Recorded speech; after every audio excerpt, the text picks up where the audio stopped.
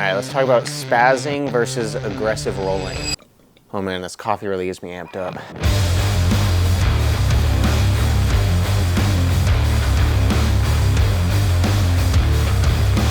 So I think of spazzing as overcommitting to something that's clearly not working, especially something that often results in uncontrolled movements that leads to injuries that are not expected as part of the sport, like getting an elbow to the side of the head. This isn't exclusive to lower belts either. I've been spazzed on by higher belts. The opposite of spazzing is controlled movement, and then there's a category of aggressive controlled movement, which I think is still spazzing if it's done on partners who aren't expecting that or don't agree to it. But we'll talk about that later. Some classic examples of the former case for lower belts are things like trying to choke somebody from inside their closed guard and stacking them really aggressively, or random crazy uncontrolled movements to try to pass the guard. These random uncontrolled movements aren't the same thing as doing something like a long step, which is an actual technique, but it's a technique that requires some level of speed and athleticism to do. And it's important to differentiate the two. Even though they look similar on the surface, they're very different. Unless you're doing a really bad long step, then you're still spazzing. This type of spazzing that I'm talking about usually results from using muscle instead of technique, rather than using muscle, speed, and other physical attributes to supplement technique. Because we can't pretend that physical attributes don't play a role in jiu-jitsu, but it's how we use them. So what does this actually mean in practice? Well, like I said, I think there's definitely a place for muscle, speed, athleticism, flexibility, all these types of things, especially in competition settings. You see it all the time, and even high-level guys are doing it. Like, look at this round with Jozef Chen and Langaker at ADCC Trials. The speed, athleticism, all the kind of stuff that's happening here, on the surface it looks like spazzing.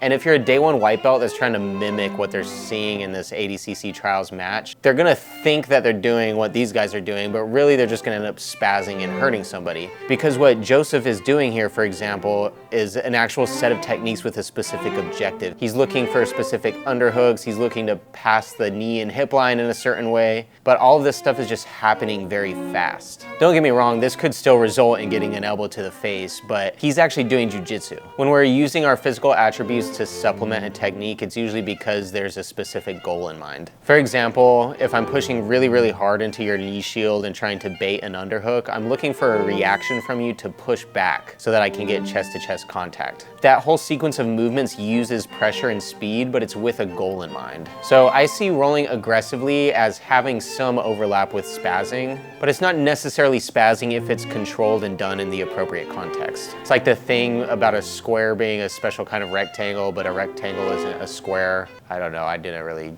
do a lot of school.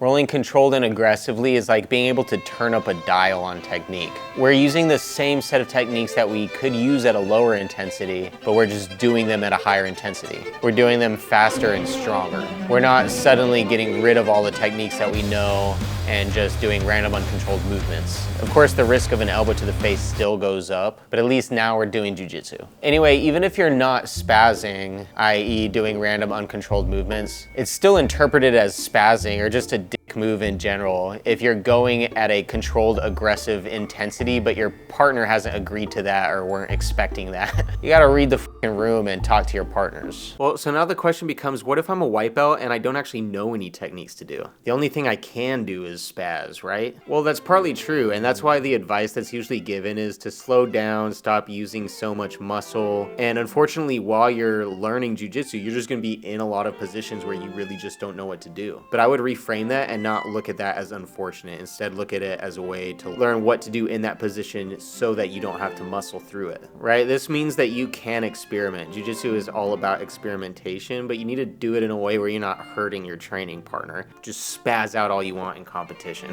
Anyway, let me know your thoughts below. Do you have any other definition of spazzing versus aggressive rolling, or do you think I covered it? And if you enjoyed this video, don't forget to hit that subscribe button. It motivates me to make more videos like this one, or better videos, because maybe this one wasn't good. I don't know.